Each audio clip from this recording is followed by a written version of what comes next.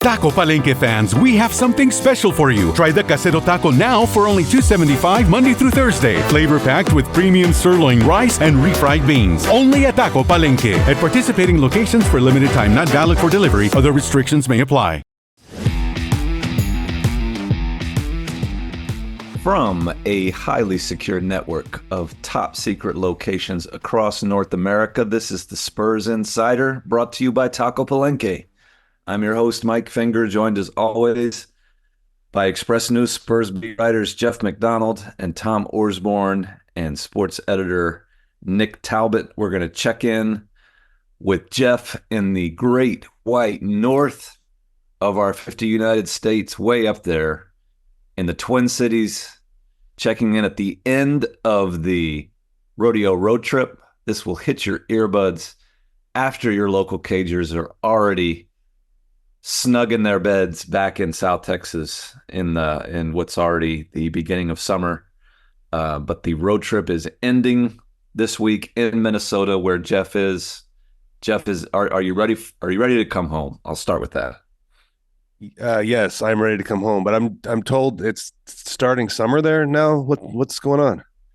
Have you lived in South Texas before? Well, I mean, I've been gone for a while, a week or more. So since you've been gone, summer has started.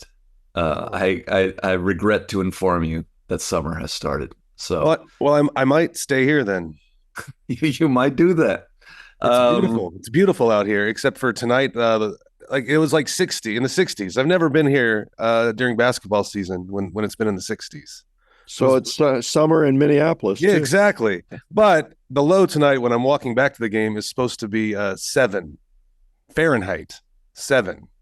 So tell the listeners, will you feel that 7, or is the tube open? Because often you don't have to be exposed to the elements when you're covering a game in Minnesota. That's going to be a good question. I'm not sure how. Tom has been here more recently than I. I'm wondering, does the tube stay open after the game, and how late does it stay open? You know, And we lost Tom. We will continue. We will get back to Tom on that in a little bit. We're going to hope. We're not going to pause this. We're not going to put Money Bach through anymore. Our producer, our great, diligent, effective producer. We're not going to put him through any more difficulties than he needs to. We're just going to assume that Tom did not just fall off the face of the earth, and he will join us again soon after Jeff talks about regardless of whether or not the tube is open and you can get back tonight. Are the local Cage where is the state of the Spurs as they end this road trip, having not won more than the 1.5 over under that I set to start the road trip? I just like to picture Tom was doing this podcast, walking down the street and just kind of fell in an open manhole, like a cartoon or something. The tube was not open for him as he. Okay, I'm back. There he is. Anyway, you want to talk about the Spurs now? Let me answer your question, Mike Finger. Okay. State of the Spurs. It's not good. They're not winning games. Stop the presses. You stop the presses. But we still have. I guess we do still have presses to stop. Yeah, you're looking. They're going again. We'll know the results of tonight's game when this hits people's earbuds already. We don't know right now, but I'm assuming they're playing the best team in the West, so probably more of the same. If the Spurs do indeed lose to the Timberwolves, it's a 1-win rodeo trip for the second straight year. Not good. And they started this leg after the All-Star break with 2 really competitive losses against some decent teams in Sacramento and the Los Angeles Lakers. Really had a chance to win that Sacramento game. They were up 5 with 2.5 minutes to go, and then predictably the King Stars took over. De'Aaron Fox took over, won that game. I think Utah was the disappointing one. That was the one I think we all thought if they were going to get another one on this trip, that would be the one they would get. The Jazz had lost 5 in a row. They had just lost to Charlotte, which is a team about as bad as the Spurs, and instead of beating the Utah Jazz, they lost by 19 points. So not good, and they can attempt to salvage it tonight against Minnesota, but it's just kind of more of the same. A couple competitive losses, and then every so often just they fall flat on their face.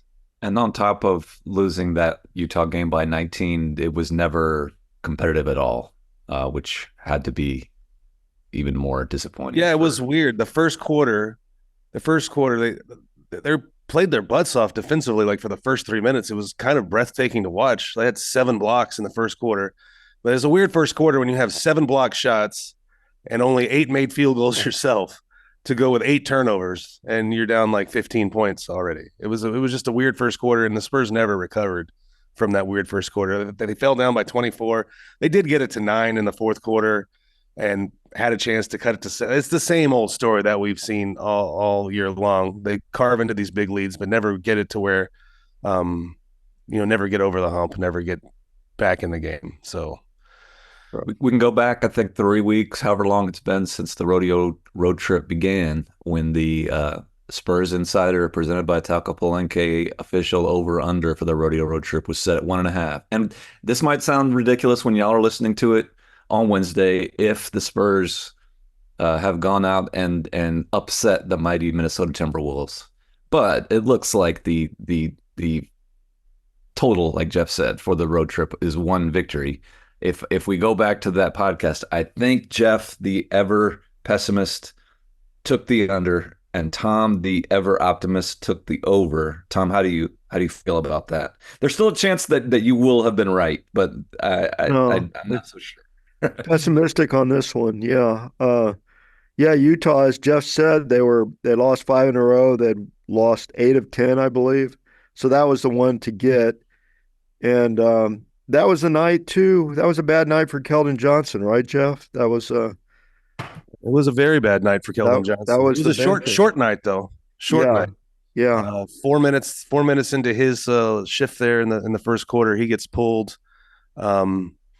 Basically for a slow defensive rotation that resulted in a 4-point play for the Jazz. So, and it kind of strikes me as one of those moments where Pop is probably like, we talked about this over and over and over, and first thing you do is this. So, he had a seat for the rest of the game, and hoping to talk to him at shoot around. Keldon didn't get him after the game the other night for reasons, but tough deal. I remember in training camp, he vowed to improve defensively, and I guess there's been signs of that, but overall it's been another tough defensive year for the longest tenured Spur. Right. And overall, I'm wondering how the move to the bench has sat with him. I don't mean mentally, just like how he's adjusted to it. He was having a really good, consistent season as a starter.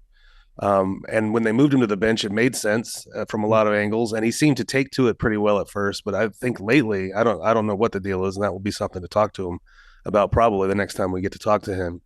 I don't know what the deal is, but he just hasn't been himself really for a stretch of games here. And I guess that's the message Pop was trying to impart to him the other night in Utah. We've gone about 6 minutes into this podcast without mentioning the player everybody wants to talk about, which is kind of a shock that we've gone this long. Sandro Mamukelashvili has not been mentioned yet, and he nearly brought him back against Utah the other night. Also, we haven't mentioned Victor Wembanyama yet, who authored one of the rare achievements in NBA annals that you almost never see. I think it's happened only 15 times in history. Some call it a 5x5 game. I'm trying to make people call it a nickel-nickel. 5 different positive statistical categories of at least 5 units each. This was against the Los Angeles Lakers one night after he nearly did it against the Sacramento Kings. Jeff, you were there to witness that. What was that like? He's the damnedest thing. At what point are we tungsten arm O'Doiling this guy? Because it's like every game he does something statistically that we've not seen in a long time or ever, or he just has a highlight that no one's ever seen before on an NBA court, and then but the Spurs lost their 4th in a row or their 5th in a row. Like at some point, you'd like to see these great statistical feats turn into wins, and that's no fault of Victor Wembanyama's. I don't want to point fingers, but I'd probably point them at the other guys.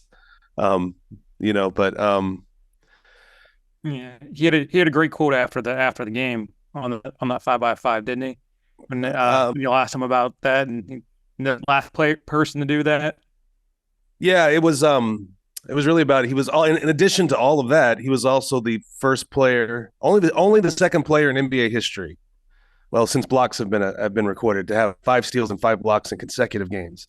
And the other one was a fella named Michael Jordan. And so you asked Victor about that after that game in LA, and his first question was basically, did Jordan do it in wins? Like, I wonder if he did it in wins, because that's what's on his mind right now. It's not, it really, I mean, it's not surprising, but it is a window into his mindset. Like, all these different statistical milestones don't mean that much to him when the team's 11-47 or whatever. And so to make these count in his own mind, they need to start coming in victories, is what he's saying. And I don't think, I'm not speaking for him, but for people to take that as not getting any help, I don't think he meant that at all. No, I didn't take that as that at all. Sitting 4 feet from him when he said that, I didn't take that at all. I did see that on like social media.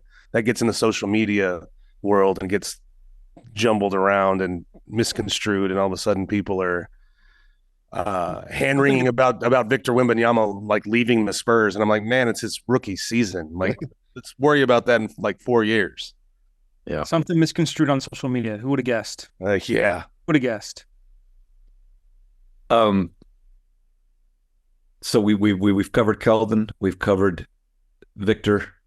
As for the rest of the supporting cast, no one's acing the tests. No one is scoring A's and B's for their report cards this season. But just, I guess this is a good moment as the rodeo road trip comes to an end to kind of check in with guys and what the panel thinks about their 2023-24 season so far. And we will start with Mr. Devin Vassell. Has he progressed?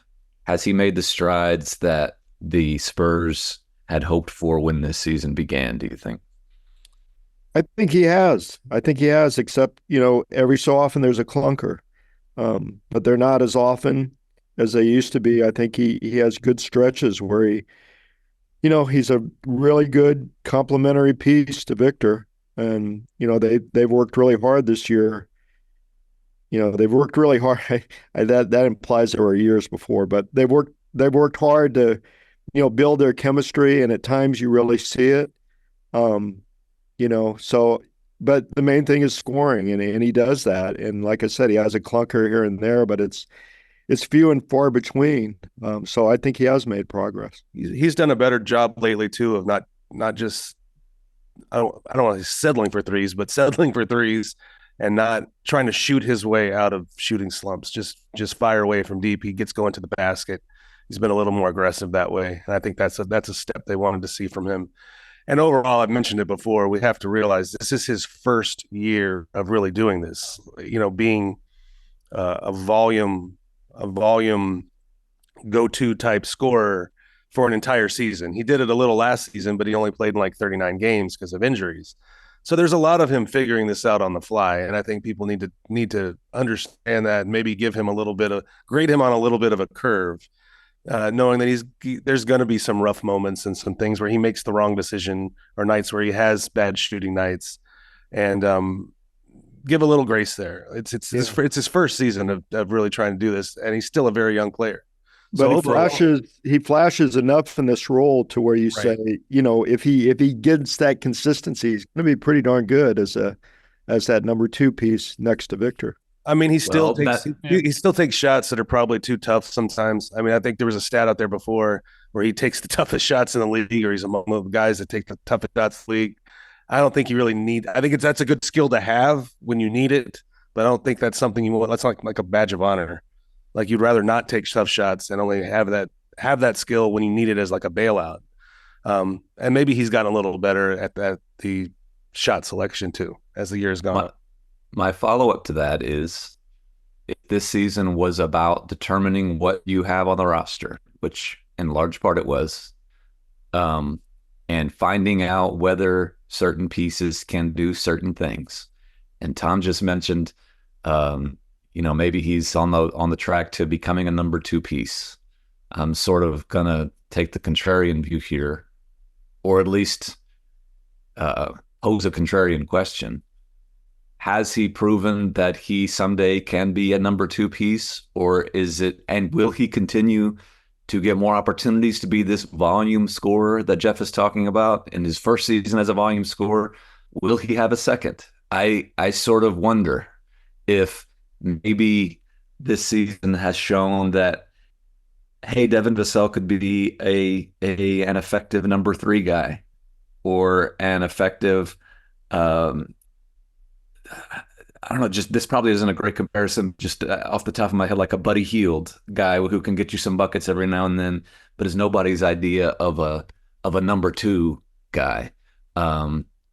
This is probably a more obvious answer than I'm making it seem like. It's obvious the Spurs need another superstar type. But yeah. I just don't think, and I'm not criticizing Devin Vassell in this way. Like there aren't many superstars in the league. There aren't many 1-2 type players in the league. I just think that as much as he's come along and as many positive signs as he's shown, I don't think it's changed the fact that his best role is probably as the 3rd or 4th guy as opposed to the 2nd guy on a playoff championship contending team. I think that's fair. But yeah, if you're saying, are you stick with him going forward? Yes, but yeah, maybe he's not. Maybe he's not there at that number 2 spot. But yeah, I think he's made strides. I guess that's the point I was trying to make. I was kind of having this conversation last night with some fellas over milkshakes, and milkshakes, huh? And I think when you evaluate a lot of the non-Victor people on this roster, you got to take into account, I think everybody is being asked to overachieve. Like they're being asked to play a little over their head. And what you mentioned about Devin is an example of that. Like, yes, in a perfect world, he's probably your number 3 or somewhere along there. And when he is a number 3, maybe everything will fit a little better. And the same with like Keldon Johnson, where you're just like, there's those nights where you're just like, what is he doing? Or like, he doesn't have it tonight or whatever. Well, yeah, when he's your 3rd guy, that's a problem. When he's your 4th or 5th guy, that's kind of what you expect from your 4th or 5th guy. And I think you go on down the line, Jeremy Sohan, even Zach Collins, who's had a rough second half of the season. Even Blake Wesley's, maybe even Malachi Branham at this point. I think everybody will be okay once you slot them where they need to be slotted. And Trey is a backup. Yeah, Trey is a backup, right? Everybody's just because of the makeup of the roster right now, and it's still the first season of this rebuilding. They don't have that. We lost Jeff now, but he will be coming back. He was in the middle of one of his rare, salient, sort of interesting points, and the universe just works against us. I don't know. But he'll be back soon. I will say that what Jeff was talking about Devin leading the league in tough shots, like when this year he has to, but if he's ever the number 3, number 4 type option, and he leads the league in tough shots, he gets benched because he shouldn't be taking those. So that's another way to look at it is Devin Vassell. Jeff has rejoined us now, so he can hear what I'm talking about. But if Devin Vassell's a 3rd option, he won't have to lead the league in tough shots anymore. Right? Jeff, are you back? Did you fall into a manhole? He's still not back. It's on mute or something. The thing I like about Devin is he so badly wants to do well. He clearly does, and that's admirable. I mean, and maybe he overtries sometimes. For instance, when he took that, oh gosh, I forget the game, but when he took that shot at the last second shot rather than dump it into the lane to Victor, I mean, that might have been just the case there of just wanting so badly to fulfill his promise, make good on that contract, yada, yada. Hi, everybody. Hey, Jeff. Glad to have you back. We're just talking about how brilliant you are. the one time you start making a good point, we just lose you. That I should stop making good points. That I learned my lesson. I'll go back to the other thing. You sort of mentioned Jeremy Sohan in the middle of that, but what's his progress report at the end of the rodeo road trip say? Oh man, I still kind of inconsistent, I would say. I don't think, for various reasons, we just haven't seen the consistent growth you would have liked throughout the season from him. And it started with him not even being asked to play over his head, but being asked to play out of position to start the season. But that was a long time ago. And it was only for 14, 15 games or so. Like, he's been back at his normal position for most of this season now. And it's just, he has good games and he has bad games. And maybe we should expect that for a 20-year-old kid. He's barely older than Victor Wembanyama. So maybe he gets some slack cut too, but I don't know that we've seen a lot of growth from him this year. And that may be concerning. I think that's fair. It's when you run down a list of things they wanted to figure out to start the season, it's not like they expected 3 different guys to emerge as cornerstone pieces. Like that, they weren't that greedy. It was like, well, maybe you can find, maybe one guy takes a huge leap. Maybe 3-4 guys show that they can be productive pieces on a contending team. And the issue is, despite what you guys said about Devin, no one really has blown you away in the supporting cast. No one has really said, wow, we found something huge here. And that rarely happens in the league. That rarely happens with players. So it's not like all these guys are huge disappointments. You just haven't had, and on an 11-90 team, whatever they are, that's kind of obvious. But you just haven't had that eureka moment with any of these guys. And I'm sure they hoped for one when the season started. It just hasn't gotten there. The thing with Jeremy is, and this is no breaking news, but it's hard in this day and age to play a guy who can't shoot. Yeah.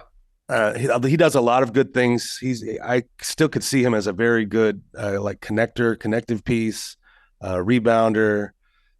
We've seen flashes of him being a really, really good defender, but it's just it hurts your offense when you have a guy that can't score from outside the paint. And I think if you just had one of those guys, well, you might be able to work around it. But you're also starting Trey Jones, who's not really an outside scoring threat.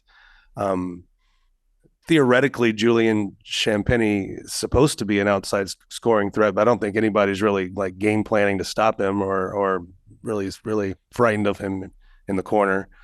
So it's a tough fit right now. Like, if he were playing on a team with a bunch of just dead eye shooters, I think his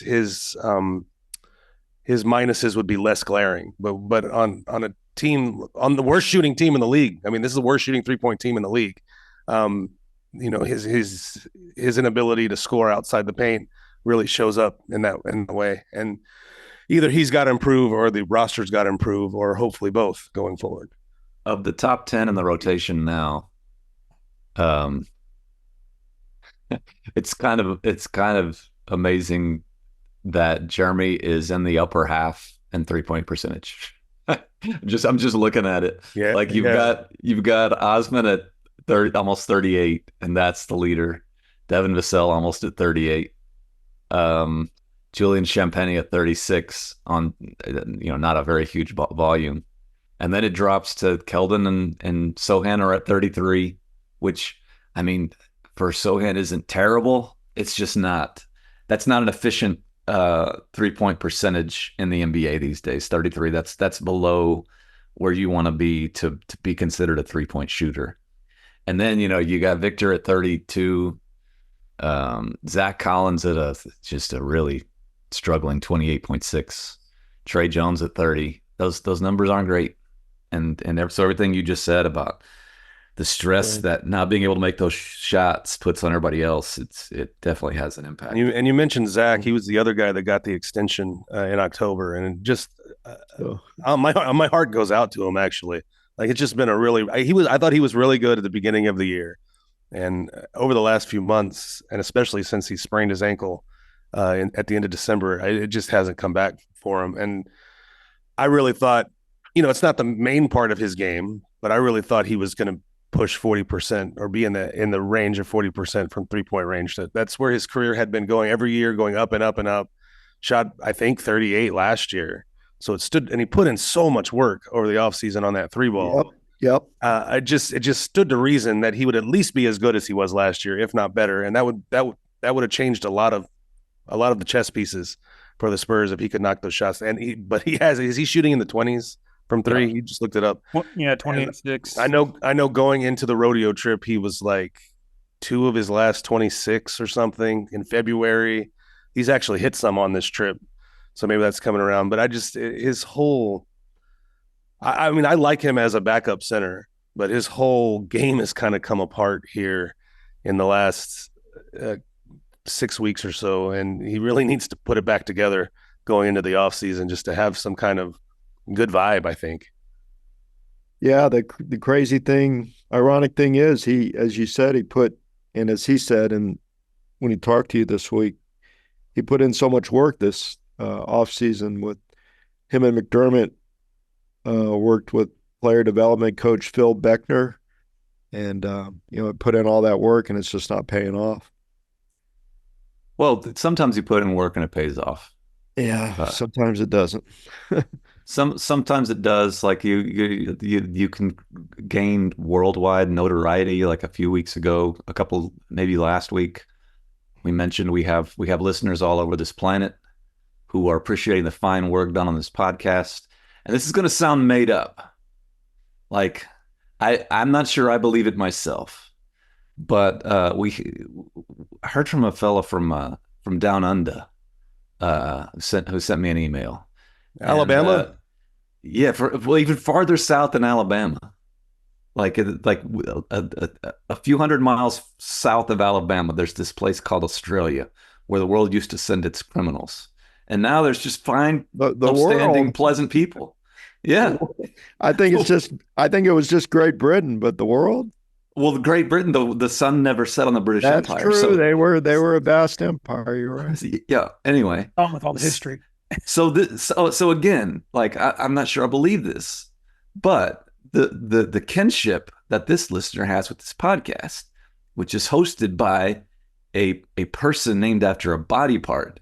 I don't know if you listeners have ever thought about that Mike Finger's kind of a weird name.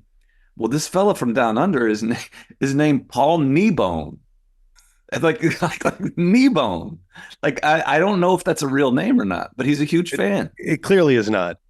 It's clearly made up. He says we might be distant relatives because we're part of the same. We got a phalange here. We got a patella tendon. The knee bone is. Remember that old song? The knee bone connected to the. Anyway, Paul says he's an avid listener of the podcast, and this is the only reason why I'm reading this, because it was a blatant appeal to be mentioned on this podcast. But I'm a sucker for it. He says, I tune in every week to hear yours, Tom's, and Nick's pearls of worldly wisdom. Wait, and also to hear Jeff. So, Paul Kneebone, I tip my hat to you. If that was a shameless attempt to get mentioned on the Spurs Insider. You did it, Mr. Kneebone. Keep it. Also, think about this. The knee bone is south of the phalange. The phalanges. The Australia's south of us. I'm calling bull on this. You made this up. I don't know. I got an email here from Justin Tibia that says you're wrong. The song I was looking for is Dem Bones. Dem Bones. There you go. Yeah. The knee bone. It's an Alice in Chains song. Neck bone connected from the shoulder bone connected from the backbone. And it goes on until you get history. You get Lane Staley and Jerry Cantrell sang that, I think. You get history and music theory and biology on this. This is a great podcast. We're winding down, and a lot of nonsense. And I'm going to squeeze this into the end, even though it's probably worth it was worth a longer segment. But and Jeff knows what I'm talking about here. It's the death of of a theory that's been floating around the league for 9 months now, which I had fun with off the air, away from expressnews.com. Didn't mention it a whole lot in print. I mentioned it a couple times, but you'd go into arenas around the league, you'd talk to people. People like to gossip in the NBA, and for a while, ever since the Spurs won the lottery, there's been these people noting that Greg Popovich is 75 years old now. He might not coach forever. Victor Wembanyama is the next superstar in this league. Everybody wants to coach him. Steve Kerr, the former Greg Popovich player, longtime confidant, did not have a contract for next year.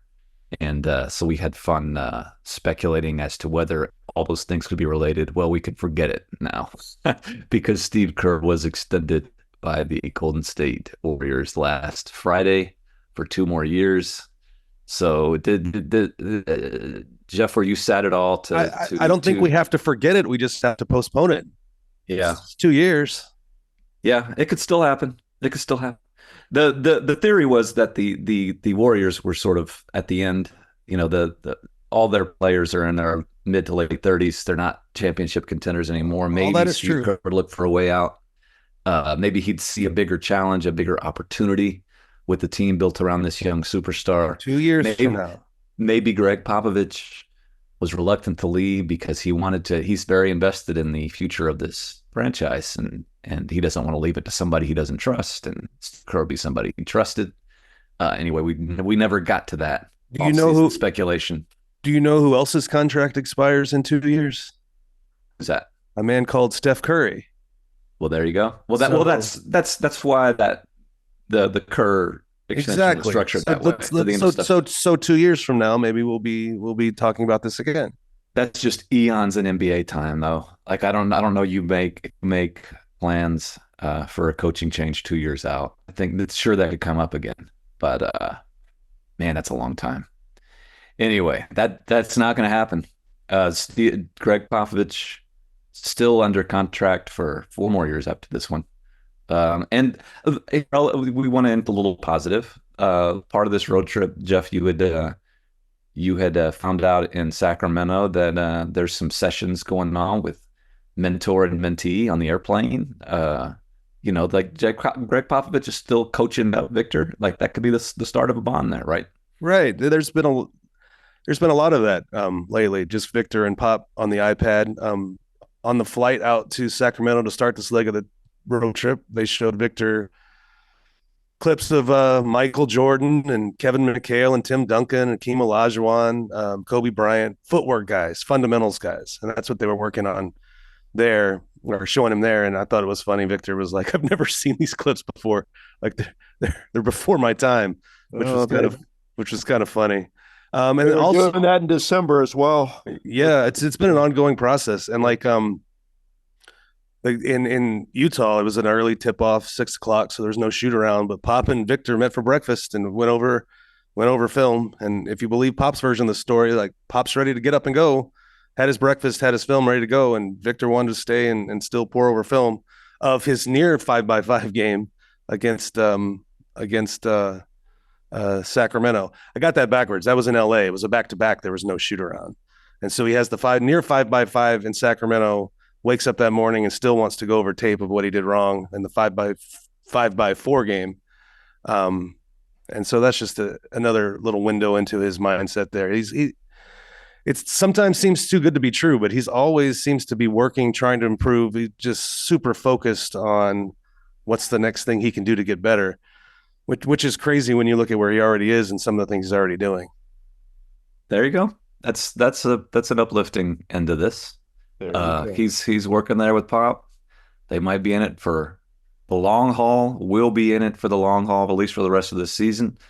On the Spurs Insider, brought to you by Taco Palenque. Appreciate the sponsorship as always. Appreciate the listenership as always for all of you out there across North America and south of Alabama. We thank you. Until next time, take care of each other and keep it real.